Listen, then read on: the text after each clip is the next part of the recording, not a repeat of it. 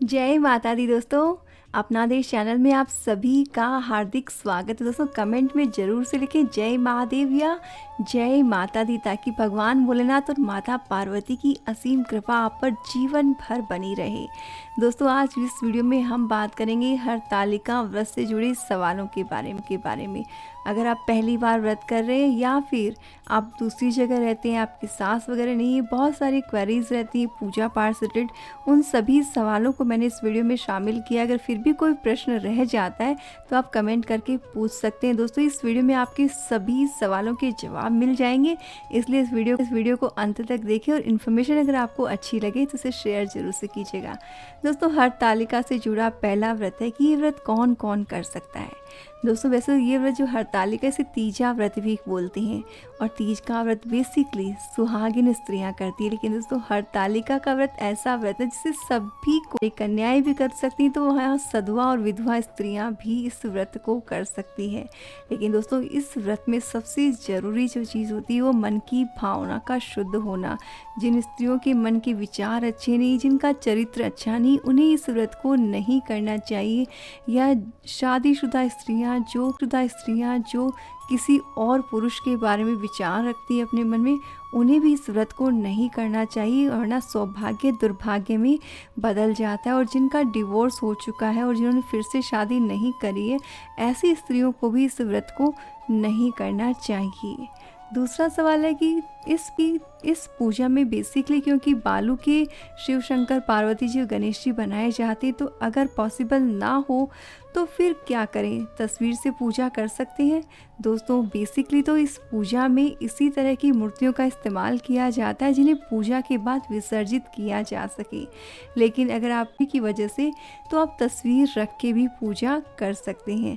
दोस्तों वैसे भी मन और भावना से पूजा की जाती है, इसलिए कोई दिक्कत नहीं है। आप तस्वीर रख के, मूर्ति रख के, भगवान की फ़ोटो रख के भी पूजा कर सकते हैं। लेकिन ख्याल रहे तस्वीर ऐसी रहे जिसमें माँ पार्वती, शंकर भगवान और गणेश जी एक साथ हों। इसमें माँ पार्वती, शंकर भगवान और गणेश जी एक साथ हों। अगला प्रश्न है कि हरतालिका व्रत के नियम क्या है। दोस्तों हरतालिका व्रत के नियम बहुत ही सिंपल नियम है, बस कठिन नियम होते हैं। पूरे मन से आपने करना होता है। दोस्तों इस व्रत को जो है सुबह से, अर्ली मॉर्निंग से लेकर अगले, ये माना गया है। और इस व्रत में पूरे दिन आपने निर्जल रहना होता है। सुबह के समय व्रत का संकल्प लेकर पूजा करनी होती है, और फिर शाम को 6 बजे से लेकर अगले दिन सुबह 6 बजे तक 4 प्रहर की जो ये पूजा होती है वो की जाती है। और रात्रि को जागरण किया जाता है, सोया नहीं जाता है। और सुबह में माँ गौरा को सिंदूर अर्पित कर सिंदूर लिया जाता है, उसके बाद में ही व्रत का पारण किया जाता है। साथ ही दोस्तों कुछ और चीज़ें जो आगे आपको वीडियो में पता चल जाएंगी, उन सभी नियमों का पालन करते हुए आपने ये व्रत करना चाहिए। दोस्तों अगला सवाल है कि हरतालिका व्रत में दवाई खा सकते हैं। दोस्तों बहुत से लोगों को कुछ फिजिकल प्रॉब्लम हो, उसके चलती है जो प्रेग्नेंट लेडीज़ है उन्हें भी दवाई खानी रहती है। तो हरतालिका के व्रत में वैसे दोस्तों ये निर्जल होता है, लेकिन किसी वजह से अगर आपकी दवाई चल रही है, आपका कोई कोर्स चल रहा है, तो आपने उसे छोड़ना नहीं चाहिए। आपने जो है दवाई ज़रूर से ले लेनी चाहिए। वैसे भी दोस्तों जो भी प्रेग्नेंट लेडीज़ है उन्हें निर्जल व्रत बिल्कुल भी नहीं करना है, उन्हें कुछ न कुछ खाकर ही ये व्रत करना है। और अगर उनकी कंडीशन ज़्यादा ख़राब है, वो व्रत करने में सक्षम नहीं है, तो सिर्फ पूजा करें। घर में कोई इंसान या उनके पति जो है उनके, लेकिन पूजा जो है अपने पूरी श्रद्धा और आस्था के साथ करनी है, और कोई भी तरह की दवाई आपने बिल्कुल भी नहीं छोड़नी है। अगला सवाल आता है कि क्या चाय या दूध पी सकते हैं। दोस्तों ये व्रत बिल्कुल निर्जल किया जाता है। एक सामान्य औरत के लिए पूरे नियम का पालन करना होता है, उन्हें निर्जल ही रहना होता है। चाय दूध तक नहीं लिया जाता। और कहा जाता है कि जो स्त्रियां इस व्रत करके दूध ग्रहण करती हैं वो अगले जन्म में सर्पिनी बनती हैं। बहुत सारे विधान है। बेसिकली कहने का सिर्फ और सिर्फ इतना ही है कि आपने कुछ भी ग्रहण नहीं करना है। अगला सवाल है कि उद्यापन कब करना चाहिए। दोस्तों उद्यापन जो है इस व्रत को कंटिन्यू किया जाता है, बीच में छोड़ा नहीं जाता। 13 साल तक कंटिन्यू ये व्रत करने के बाद में इस व्रत का उद्यापन किया जाता है। यानी कि 13 साल तक कंटिन्यू करें, फिर 14वें साल में आप व्रत का उद्यापन करके फिर आपको करना है। फिर अगला सवाल ये भी आता है कि एक बार अगर जो है उद्यापन कर दिया तो क्या व्रत नहीं करना होता है? दोस्तों, उद्यापन करने के बाद में भी आप व्रत कंटिन्यू रख सकते हैं, बस उतना कठिन नियम फॉलो करने की आवश्यकता नहीं होती है।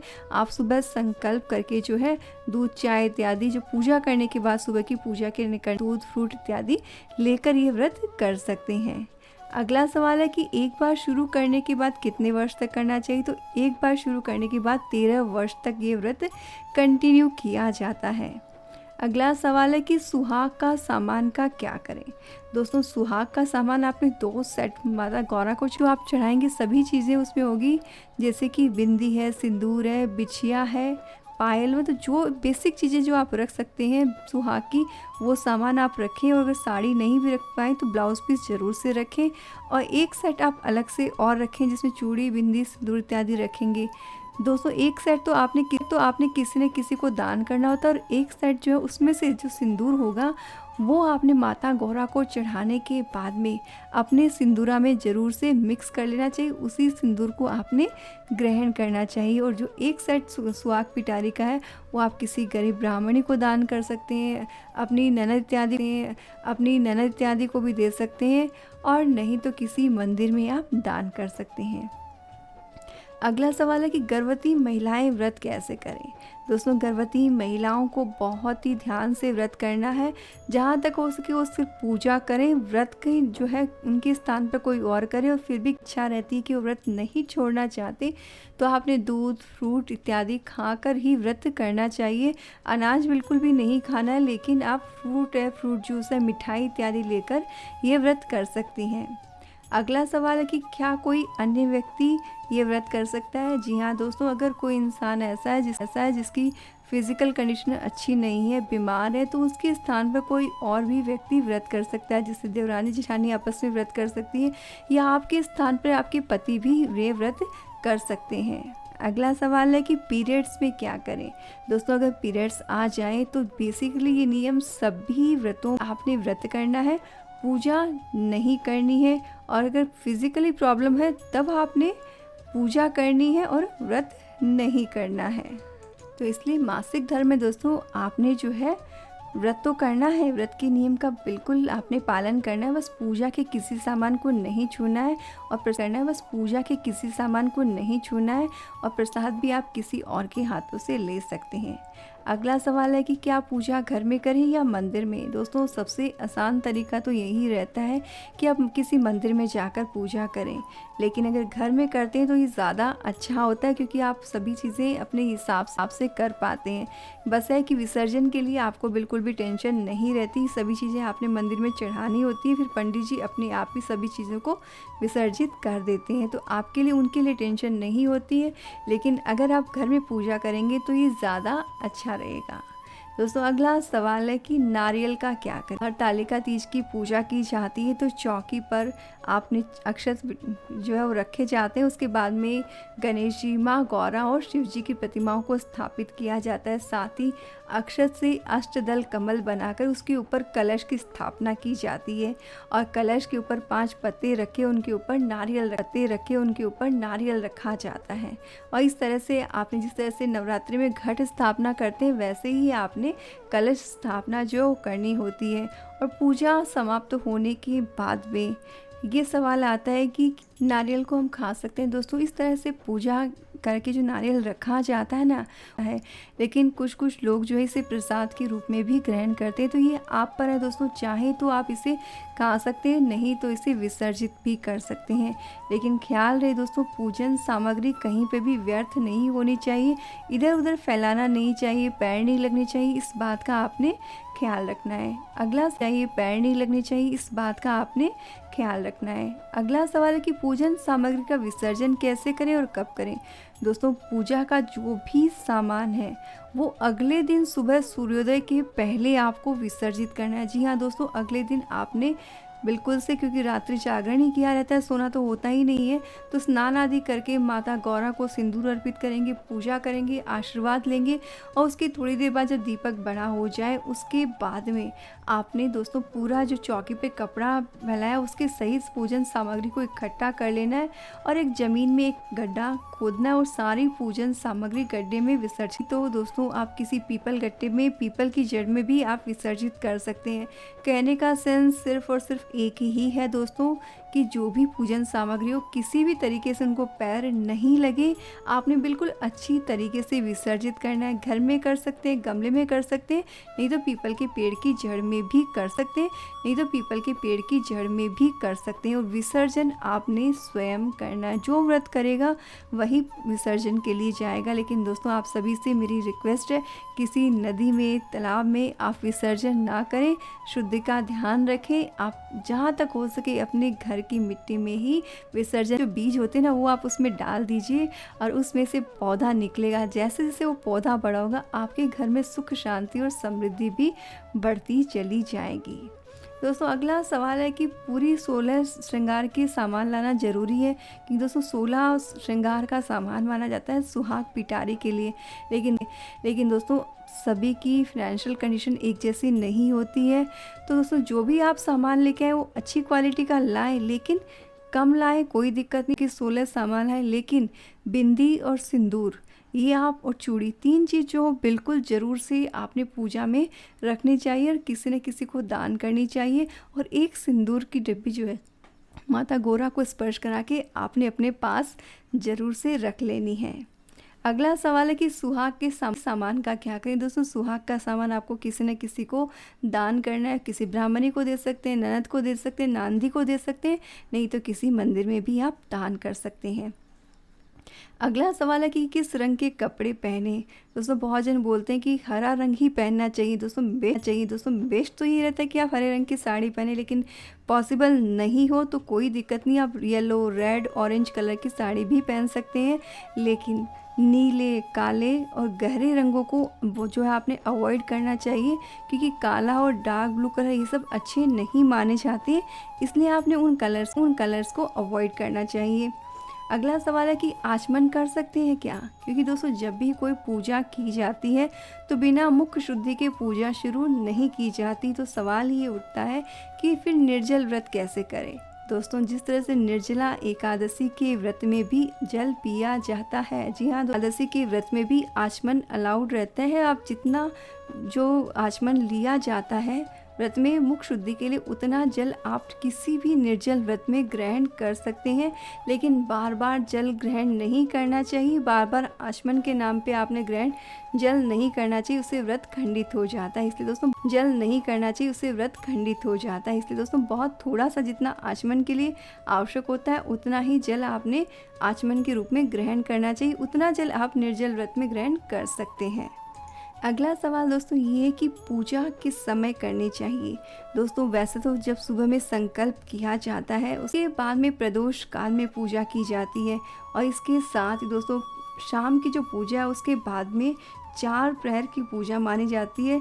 शाम को 6 से 9, रात को 9 से 12, 12 से रात को 3 बजे तक और 3 से सुबह 6 बजे तक की पूजा जो है 4 प्रहर की पूजा इस व्रत में की जाती है। अगला सवाल है कि ऐसे कौन से काम है जिस व्रत में भूल कर भी नहीं करनी चाहिए।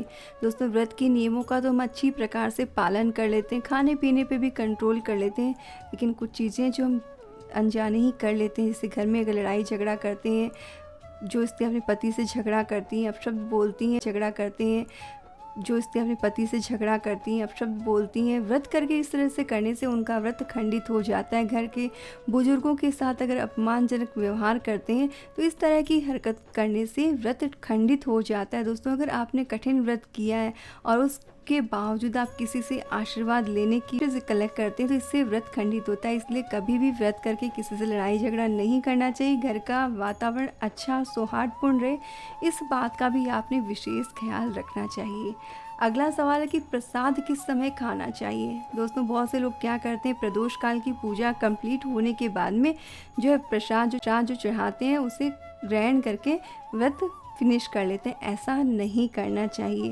बेसिकली दोस्तों इस व्रत में जो है कई तरह के प्रसाद भोग के रूप में लगाए जाते हैं। कई जन गुजिया चढ़ाते हैं तो कोई जन दूध की मिठाई से प्रसाद के रूप में चढ़ाते हैं, कोई जन चूरमा चढ़ाते हैं। आप जिस भी चीज़ का प्रसाद चढ़ाएं दोस्तों, किसी भी वस्तु को छूना नहीं चाहिए। इसमें 3-3 करके जो फ्रूट्स हैं वो 3-3 की काउंटिंग में चढ़ाए जाते हैं। सभी चीज़ें आपने बिल्कुल भी नहीं छूनी। अगले दिन जब आप व्रत का पारण कर लेंगे उसके बाद में ही आपने प्रसाद वितरित करके स्वयं ग्रहण करना चाहिए। इसके बाद में सवाल यह आता है कि पूजा किस समय करें। दोस्तों पूजा आपने दोनों ही समय करनी है, सुबह में भी करनी है और शाम को भी करनी है। और जितनी देर हो सके, वैसे तो दोस्तों 4 प्रहर की पूजा होती है लेकिन सभी के लिए पॉसिबल नहीं होता, तो एटलीस्ट आपने रात की पूजा के बाद में अर्ली मॉर्निंग जो है 6 बजे के पहले ज़रूर से कर लेनी है, क्योंकि दोस्तों विसर्जन जो सूर्योदय के पहले किया जाता है, इस बात का आपने ख्याल रखना है। अगला सवाल है कि इस व्रत की पूजन सामग्री क्या है।